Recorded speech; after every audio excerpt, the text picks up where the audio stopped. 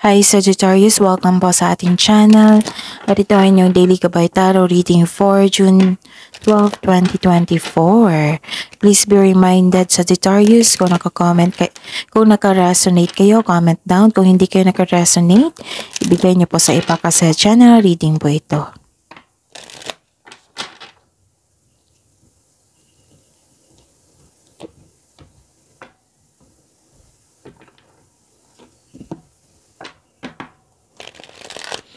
Gamitin ang reading na ito bilang gabay lamang. Please like, subscribe, and click the button for notification para updated po kayo sa daily tarot reading natin. Maraming salamat po.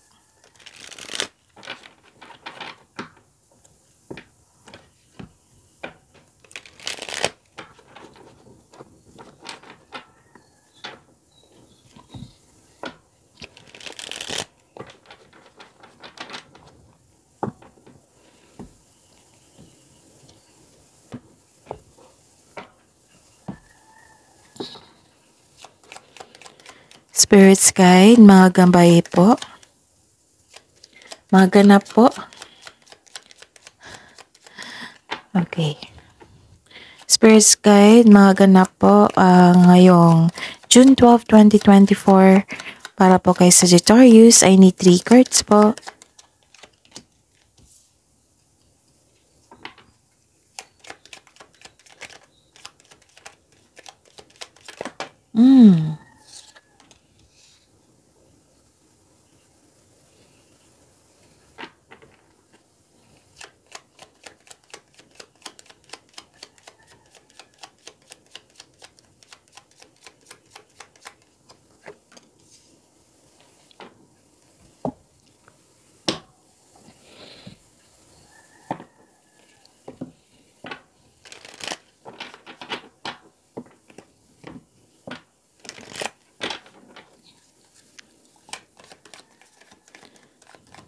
Spirits guide, mga mensahe po para kay Sagittarius ngayong June 12, 2024. I need 2 cards po.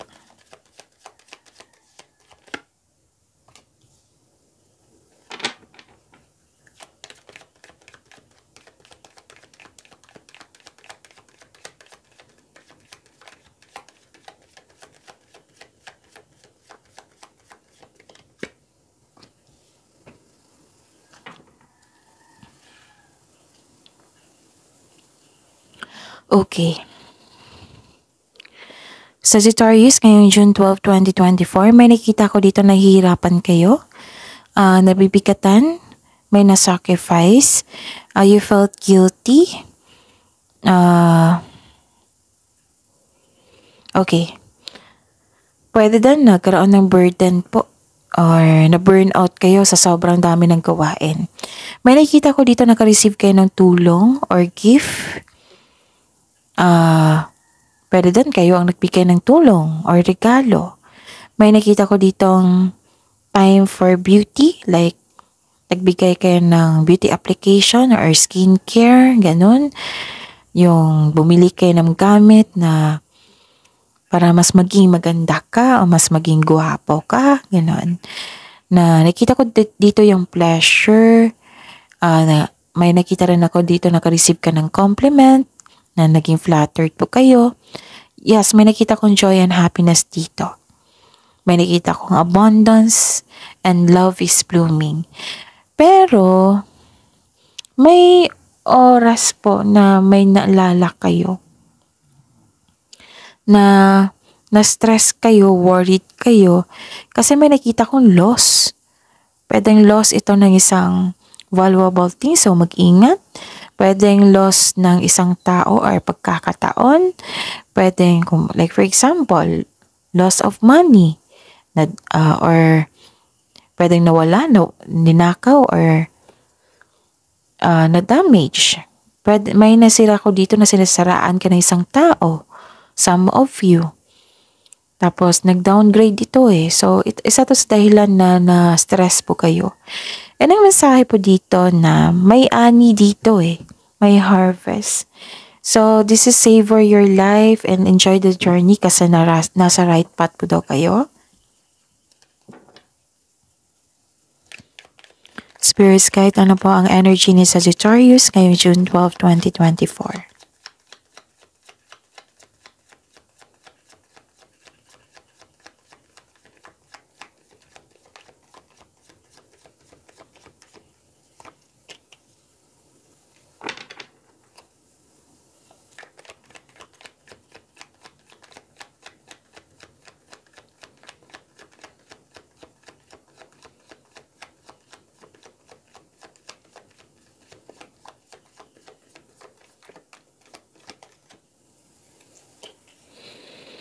Okay, may nakita akong conflict po dito.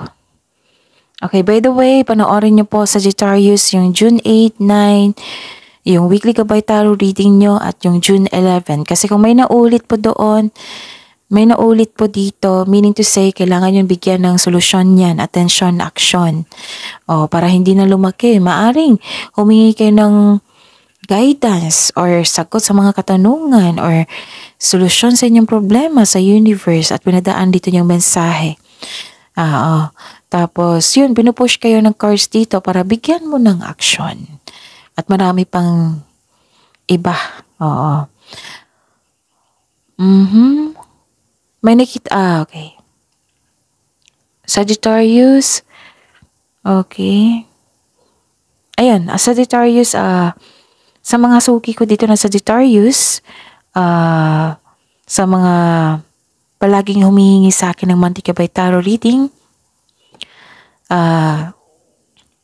open na po yung June 2024 Monthly Gabay Tarot reading niyo po. So, PM niyo po ako for schedule. At sa mga bago dito na gustong mag-personal reading, andito po sa baba, ang link po, i-click niyo po yung link na yan para ma-message niyo po ako for inquiry and for booking.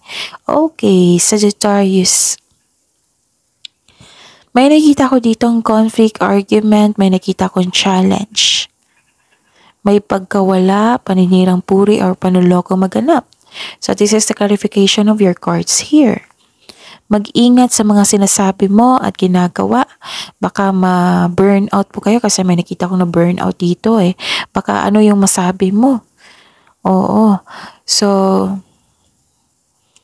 ayun, this card tells you na ang pagkakaroon ng pagtatalo o pag-aaway isang natural element of all relationship, of all connection.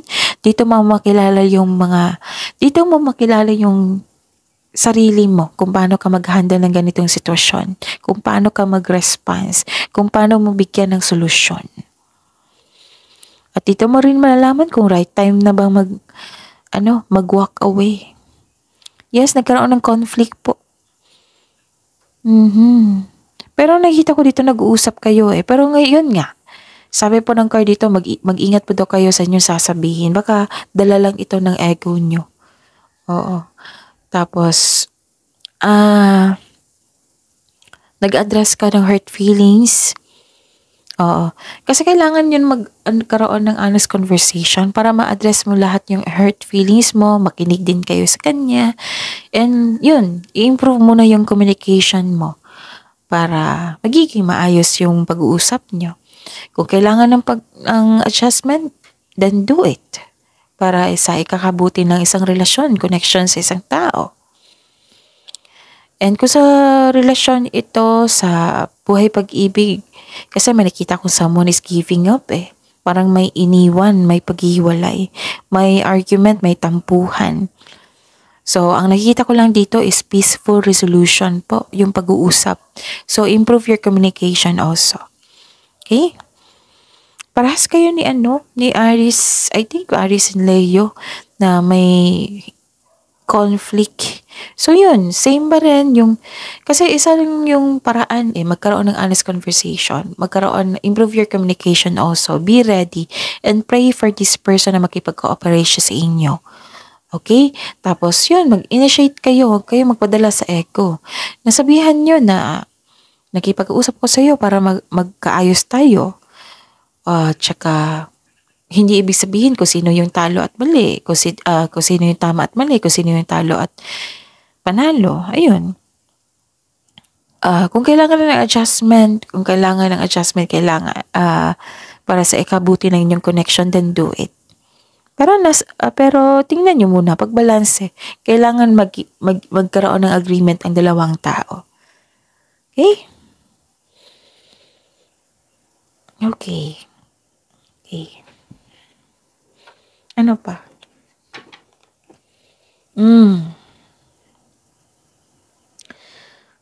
May nakita ko dito na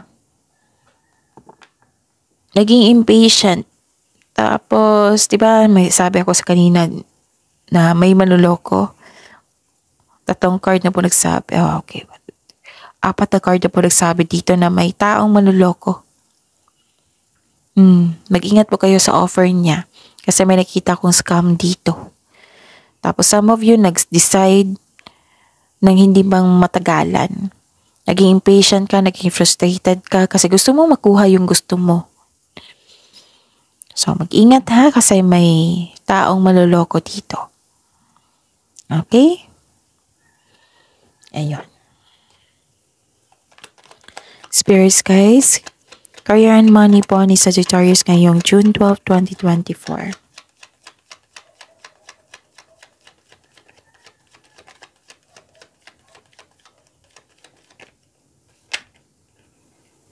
Kunin ko to.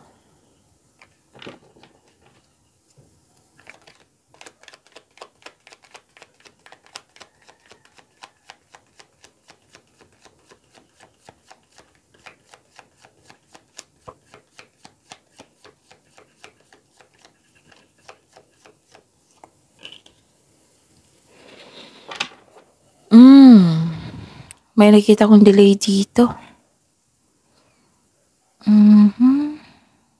Pwedeng delay to sa biyahe. Pwedeng hindi delay. Pwedeng yung nagkaroon ng stagnation. You felt defeated. Tapos iwasan nyo ha, kasi may nakita ko dito nag-self-pity kayo or nagkaroon ng negativity. Kasi nakakasama yan sa inyo. Mag-create kasi yan ng blockages, hindi makapasok yung blessings na para sa inyo. So iwasan nyo po yan. Be confident, have confidence. Kasi nawalan kayo ng focus dito lang dahil sa away. So 2 card na po nagsabi dito na may away talaga. And actually, may panluloko talaga, diba? Na 4 na card na po nagsabi na panluloko. It might mean nalaman mo na nangloko ito. So ayun, you have lack of self-confidence around a specific goal or lack of focus or nagkaroon ng loss of direction kasi nagkaroon ng distraction kasi may away. Nagkaroon ng away, pwedeng hindi nagkaroon ng successful sa inyong plano or hindi naka-move on. So, ang payo po ng card niyo po na kailangan nung mag-create ng concrete plan in order to regain momentum. So, impulse control kailangan in order to grow and take action in a positive direction. May move, dito, nagkaroon ng hesitation to take an action. And actually, naka-receive kayo ng blessings.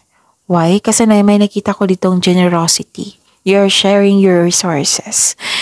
And may nakita ko ditong may marireceive kang malaking pera. Which is expected nyo po ito. Some of you, itong malaking pera na ito is return investment. Tsaka ito ay parating na. You are happy here, oh. So, this is a clarification of your cards here na may happiness. May promotion din ako nakita. And this card asks you to consider helping someone at work din. May marireceive kang regalo. So, this is the clarification ha. Sa card dito. May marireceive kang regalo or tulong mula sa inyong kasamahan dyan. Ilan sa inyo dito nagdo-donate sa charity or sa mga taong nangangailangan. Mahilig kayong magbigay. May nakita nga ako dito nagbigay ng pre-loved clothes gamit sa bahay. So yun nga, give back kung kaya mo o may sobra. Kung magiging komportable ka sa pagtanggap ng tulong, mas maraming kasaganaan ang dadaloy sa iyong buhay. Okay?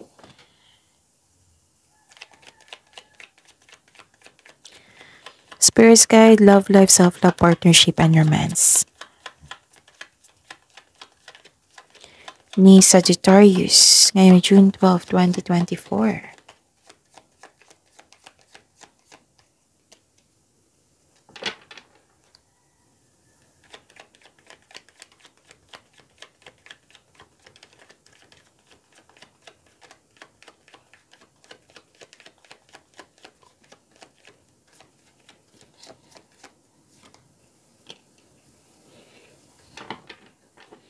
Oh. So this is your love life, self-love, partnership, and romance, Sagittarius. May nakikita ako ditong hindi maka-move on.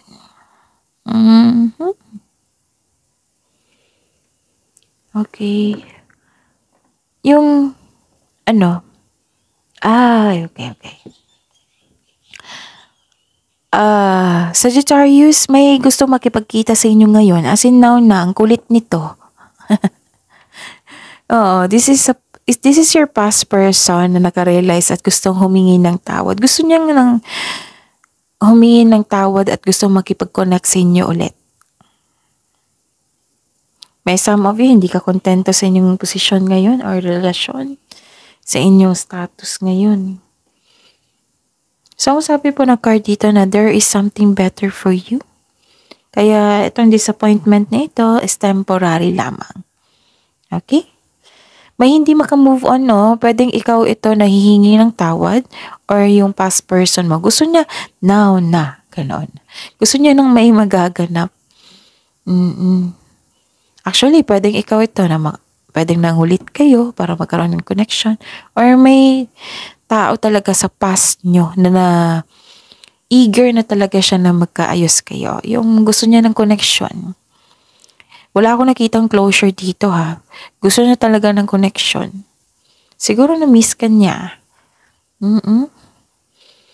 And nang dahil ito naalala mo ang nakaraan, di ba? Nahihirapan kayo. So this is a clarification of your card here.